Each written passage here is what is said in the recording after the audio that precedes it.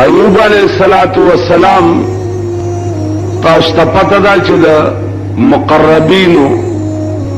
عبادت چې دی هغه خو ټوله شپه به د شپې لګیا دی الله سره راز و نیاز کوي او څوک ورته راغی چې صاحب اوبه راوختې او ستا ټول مال چې دی هغه اوبو یوړو. ایوب علیہ الصلوۃ والسلام ورته فرمایل چې زه هغه چا سره په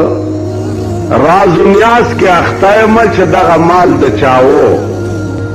نو زما څه کار دی چې زه به دې مال پسې منډې وهم. زما مال چې دی دام د خدای و او زم د خدای یم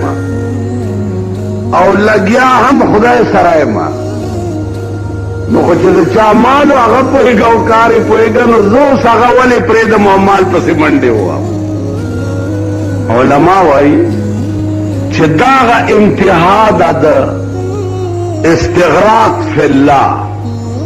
دا الله په ذات کې چې سړی بالکل مستغرق شي دا بالکل د دې انتها ده چې جواب داسې ورکوي چې جی استا ګډې زرګونه ګډې او چیلی او مال حال هغه هر څه اوبو یو هغه ښه د چا و خو چې د چا و هغه یوړه زما څه کار دی زه چې د چا یم هم هغه ته ناست دی ځئ. بله ورځ شوه د ایوب علیه الصلوۃ والسلام 8 زامن او په 8 واړو زامنو یې کوټه راوغورځېده او 8 واړه ترې لاندې شو مړه شو. بیا راغی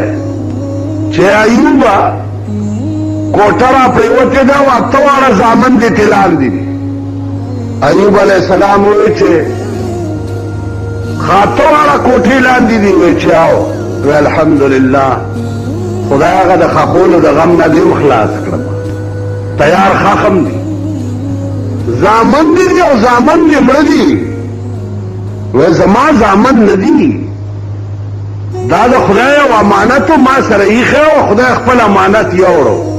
نو زما څه کار دی چې زه اوس خدای غوندې ذات سره په راز و نیاز اخته یم اوس هغه به پرېږدم او زامنو پسې به منډې وم.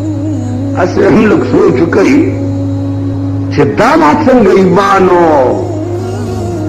دا لا څنګه ذهنیت و دا لا څنګه انسانیت و